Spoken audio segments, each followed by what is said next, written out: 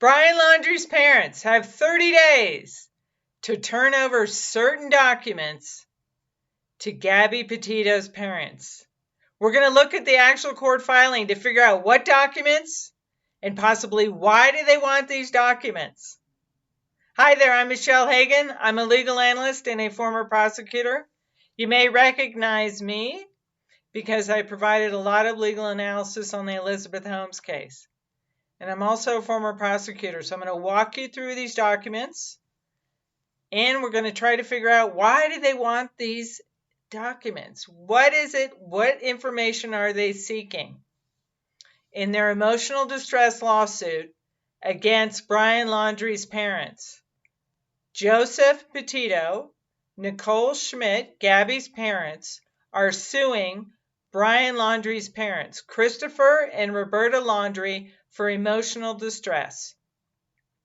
They allege that Brian's parents withheld information regarding their daughter, Gabby Petito. Information relating to her death, whether or not Brian advised his parents that he murdered Gabby Petito, whether or not Brian's parents were making arrangements to get Brian out of the country, what actions the Laundries allegedly may have taken. So, please do subscribe. Please hit the like button, share this video, and thank you to all of those of you who have supported my work and subscribed. Please do leave a comment because I want to hear your analysis, because this video is simply my opinion and educational and informational purposes only. So, let's take a look at the court filings and try to figure out why they want these documents and what documents are the Petitos, are Gabby's parents, wanting from Brian's parents. All right, so here we go. So this was just filed. It's a court filing that was filed on March 24th. And it's relating to, it says plaintiff's notice of first set of interrogatories to defendant Roberta Laundrie. What are interrogatories? Interrogatories are written questions that Gabby's parents are asking Brian's parents to answer, relating possibly to Gabby's whereabouts, what they knew about Gabby's murder, what they knew about Brian's actions, anything relating to anything that could help them prove their case for emotional distress against Brian's parents. So, written interrogatories, it said first set. That means just the first group of questions, written questions they've sent to Brian's parents. And it was sent by Patrick Riley, who represents Gabby's parents. Okay, so I'm just going to scroll through this so you can just read it. Just letting you know that it was filed with the court, letting the court know that they have sent their first set of interrogatories, written questions, to Brian's parents on March 24th, 2022, and they mailed it to both Christopher and Roberta Laundrie. Okay? And when do Brian's parents have to respond to these written questions? They are to respond, it says right here, to be answered separately. That means Brian's mother answers the questions separately than Brian's father. So both Roberta Laundrie, Brian's mom, and Christopher Laundrie, Brian's dad, have to answer these written questions that were submitted to them by Gabby's parents. And they have 30 days to do it, and they answer it fully, separately and fully in writing under oath within 30 days of March 24th. So that would be their answers to these questions are due by April 24th. Okay, so now let's look at what documents. And relating to those written questionnaires, although I know it says it was filed with the court, I do not have the filings of the written interrogatories. In other words, I don't have the filing of those written interrogatories with the court. So I don't know what questions they're asking, but I will find out, possibly. We'll see. Okay, so now let's look at what documents are Gabby's parents asking Brian's parents to produce to help them, gather information, gather discovery, gather evidence to support their claim, their lawsuit for emotional distress against Brian's parents. Okay? So it says Joseph Petito and Nichole Schmidt, those are Gabby's parents, versus Brian and Roberta Laundrie. Christopher Laundrie and Roberta Laundrie, Brian's parents. This is this case number regarding this civil lawsuit for emotional distress. And it says plaintiff's first request for production to defendant Roberta Laundrie. So this is Gabby's parents requesting Roberta Laundrie to produce certain documents, okay? It says plaintiffs Joseph Petito and Nichole Schmidt request the defendant Roberta Laundrie to produce the original or a legible copy of things enumerated, things listed below, at the offices of Schneider and Riley. Those are the attorneys representing Gabby's parents. So this is saying we would like you are required to produce certain things. Okay, now we're going to look at what those things are. And when do they need to produce it? Brian's parents need to produce these documents to the lawyers representing Gabby's parents within 30 days. So again, that's 30 days from March 24th. So that would be April 23rd, 24th, okay? And it's called a request for production of documents. Produce the documents. Production, produce. Okay, then they list a whole bunch of definitions here. I'll just scroll through it so you can take a look at this. They got to make sure everyone's on the same page regarding definitions of words, right? So, okay, looking at G, in responding to this request, I'm just going to point out things that I think are interesting. In responding to this request, all requested documents in your possession, custody, or control are required to be produced. So that means whatever documents Brian's parents have in their possession, custody, or control. Not in the hands of other people. It's within their possession, custody, or control. But it does say this includes documents in the possession, control, or custody of your attorneys or their investigators or of any third party or parties to whom you may have surrendered possession, custody, or control, or who are acting on your behalf, have obtained possession, blah, blah, blah. So in other words, if they gave somebody else Brian's cell phone, gave somebody else some other documents or information that Gabby's parents are requesting, this paragraph G is advising them that they need to turn those documents over to the Petitos. Okay? Then they define what a writing includes: books, records, letters, telegrams, notes, memos, diaries, etc. Document or documents refers to, so they define, anything written, electronically stored, recorded, taped, etc. You can go ahead and read this. Keep reading. CDs, videotapes, transcripts, anything. Press releases, notices, instructions.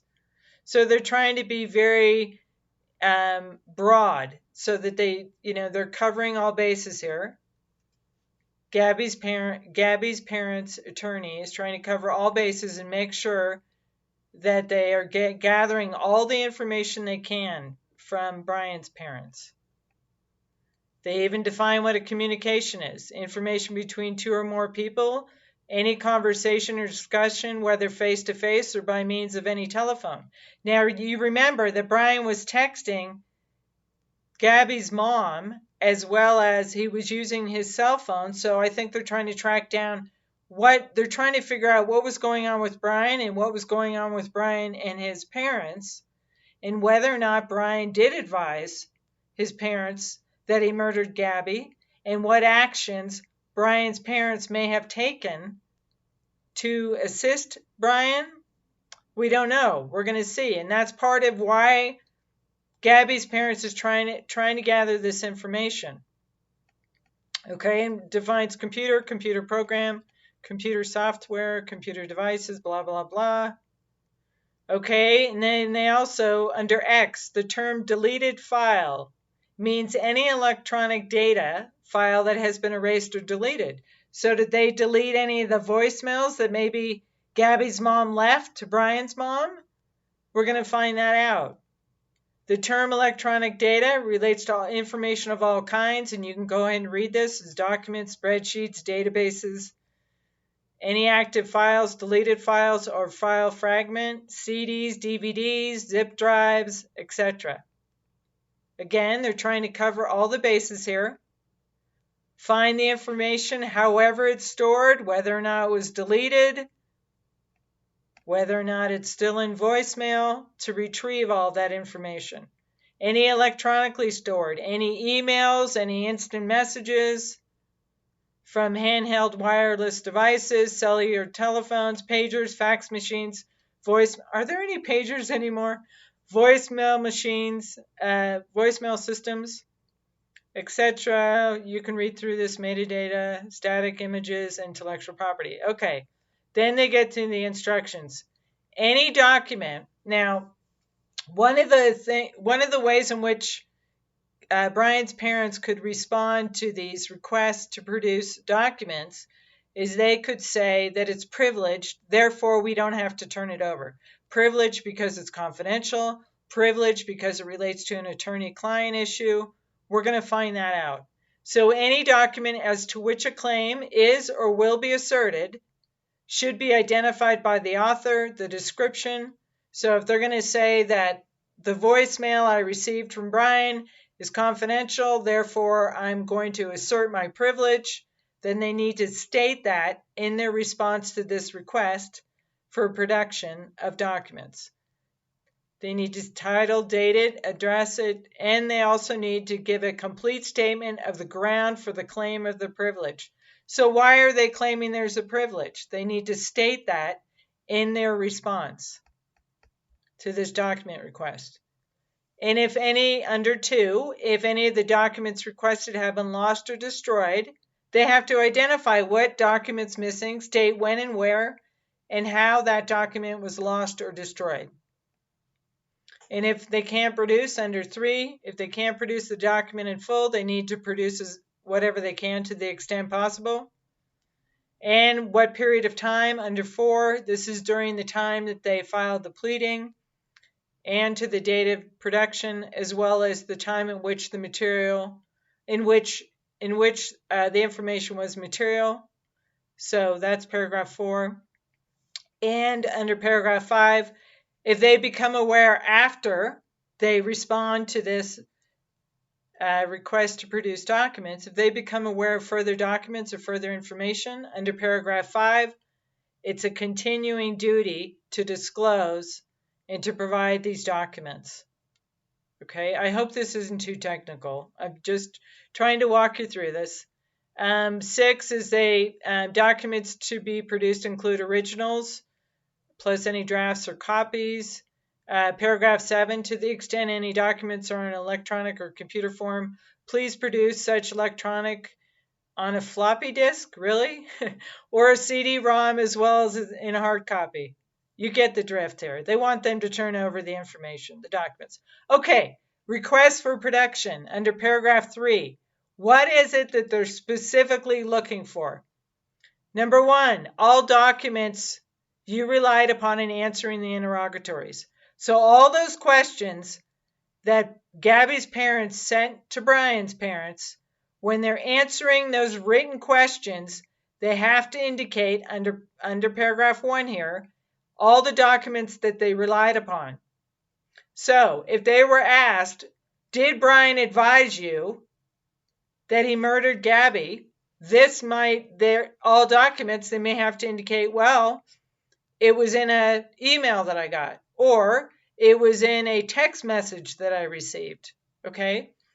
So, under paragraph 2, all notes, diaries, calendars, memorandum regarding each and every conversation, telephone call, or other forms of communication you had with Gabby. So, did Roberta Laundrie have any conversations with Gabby Petito from July 2nd to September 1st? We're going to find out. Look at number 3. All emails, letters, or correspondence exchanged between you and Gabby. Again, this request is also Christopher Laundrie. Brian's father has to answer these questions too. Produce these documents too. So did he have any conversations with Gabby?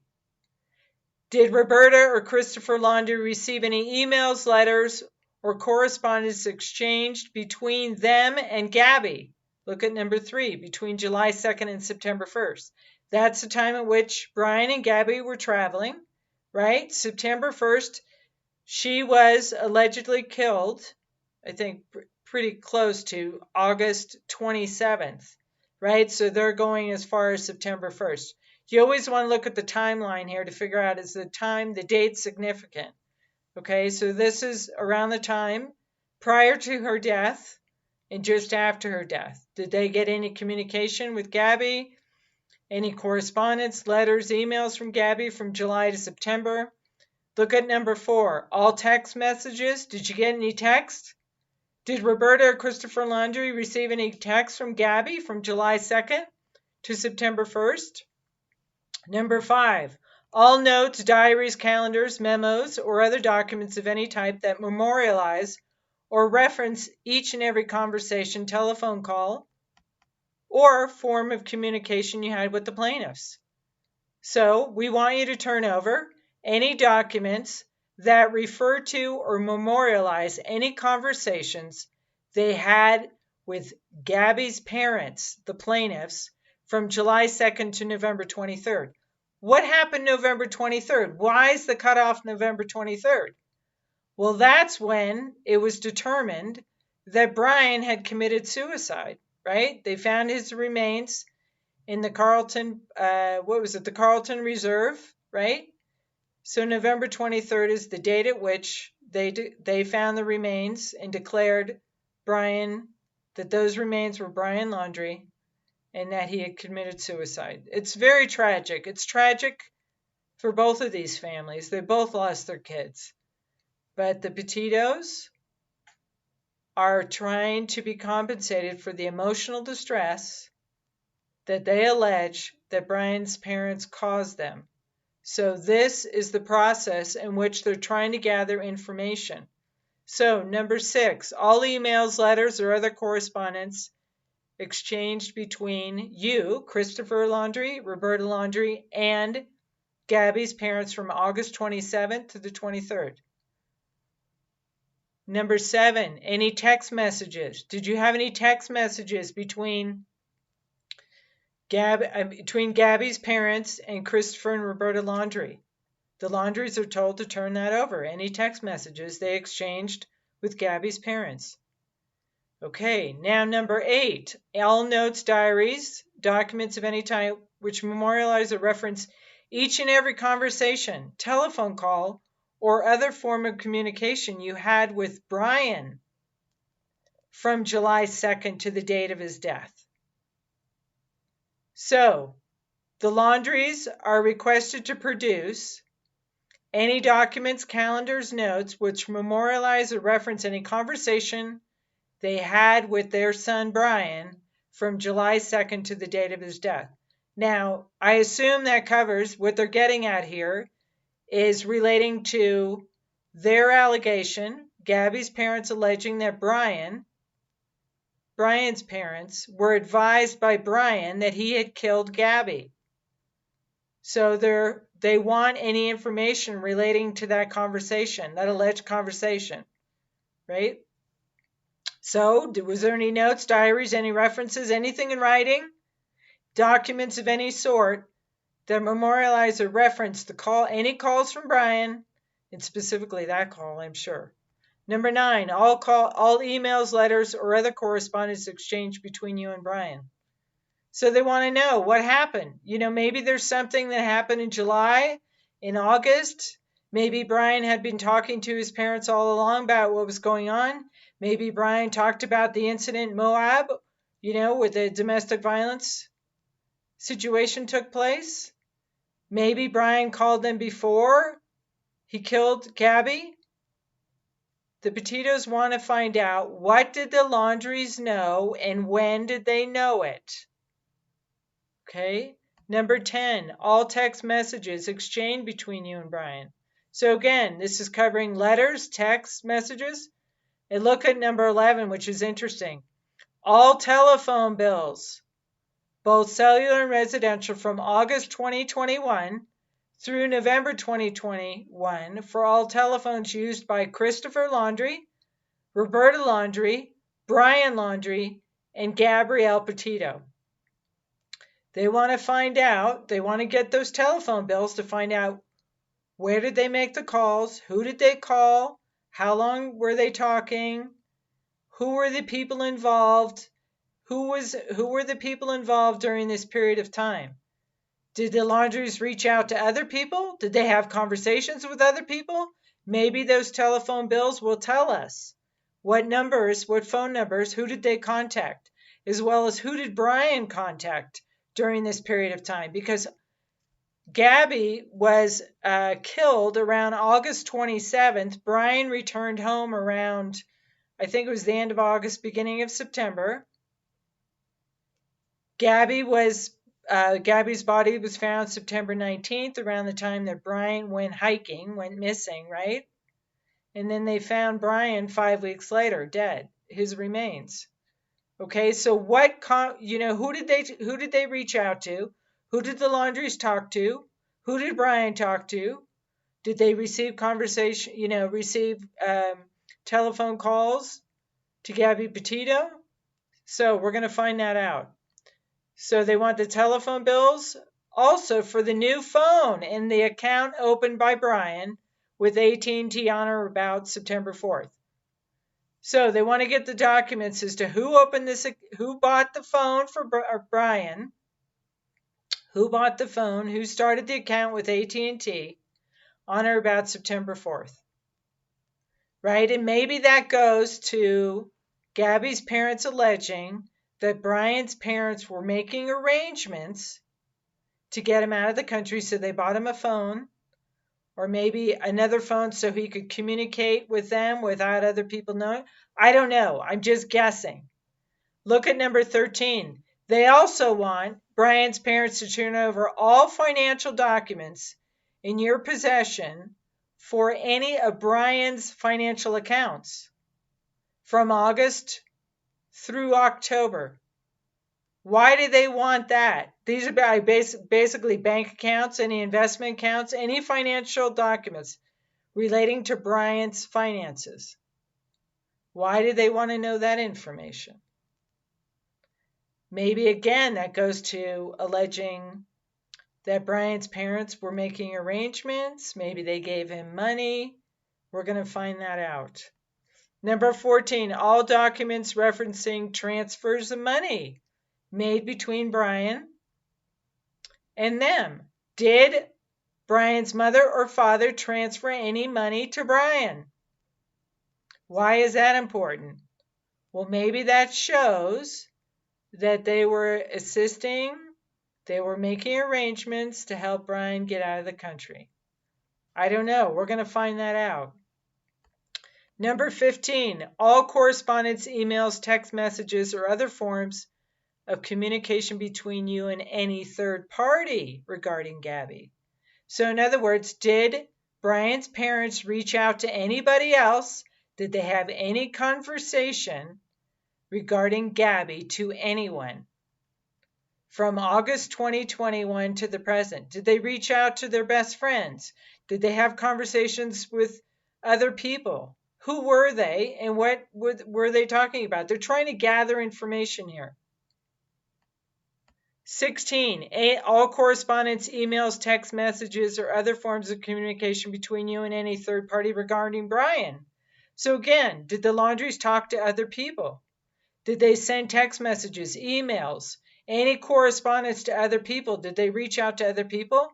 Why do they want to know that? Maybe there were statements that the Laundries made that could show maybe that they were helping Brian. Maybe it could also show that they knew that Brian killed Gabby.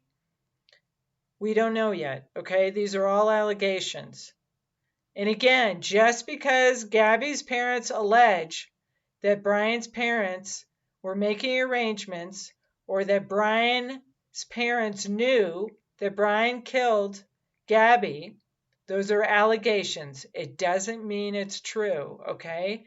This is the process. We lawyers and in the legal system, it's called discovery, where we try to get information to find out, to support the claim, the emotional distress claim that Gabby's parents have against Brian's parents.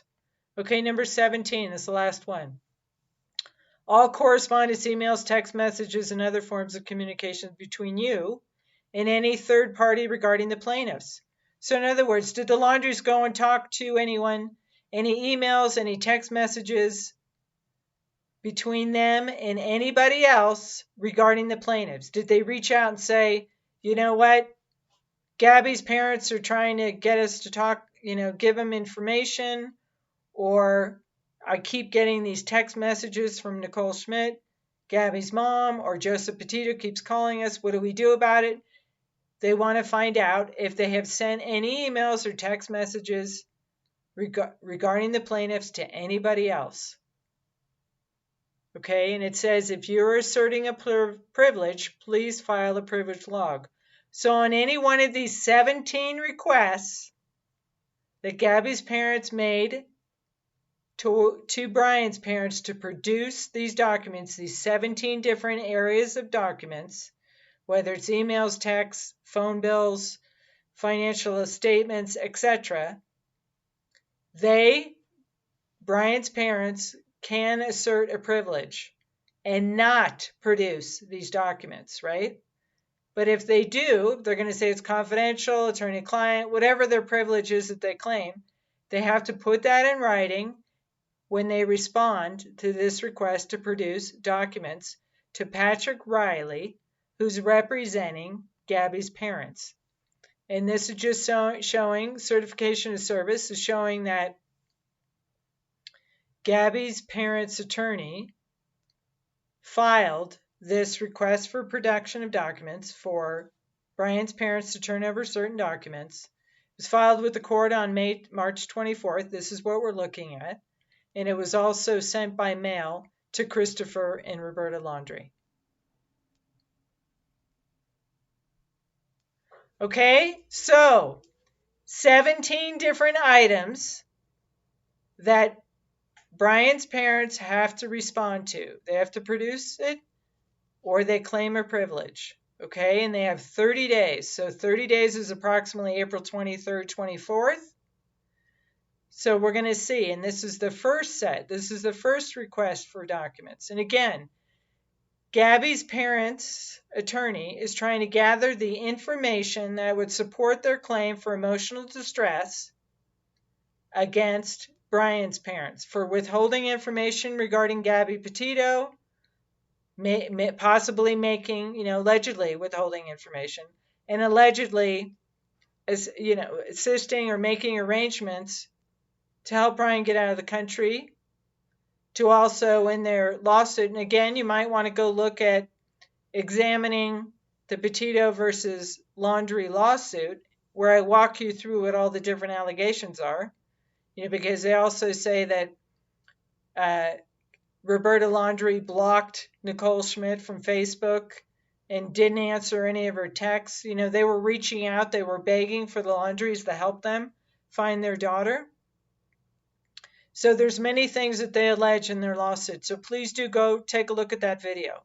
So what do you think? Do you think they're going to claim privilege? Do you think they're going to turn over? Do you think Brian's parents are going to turn over these documents? Do you think these 17 items are going to be helpful to support the emotional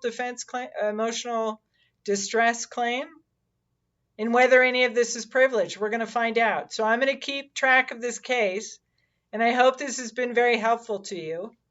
So again, please do leave your analysis, leave your comments, leave your questions, and please do subscribe, hit the like button, share, hit the bell notification, and thanks again for watching.